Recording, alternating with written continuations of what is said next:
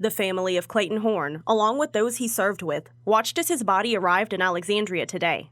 Horn is a Louisiana native from Wynn Parish, serving in the Army and as a deputy with the Wynn Parish Sheriff's Office.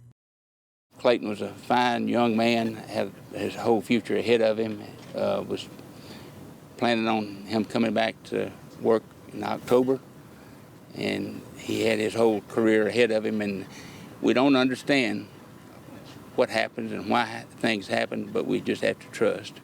He was deployed in January and was serving in Saudi Arabia as a U.S. Army Reserve military police officer. I didn't want him to go overseas.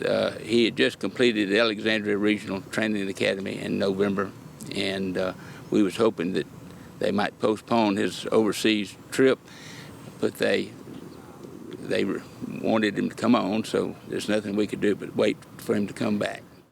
And unfortunately, his homecoming wasn't what anyone expected. Clayton Horn died on August 17th from injuries he sustained after he fell from a tower. Family, friends, and other members of the community lined the streets to pay respect to the fallen soldier as his casket was transported from the airport to his home parish.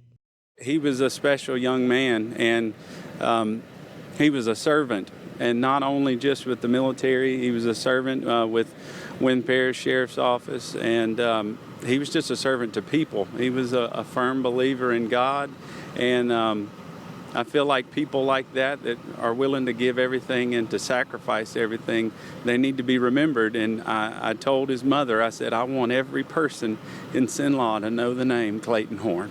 Funeral services for Clayton Horn will be held this Sunday. His mother, father, and other immediate family members requested to not be interviewed by the media at this time. Joanna Phillips, ABC 31 News.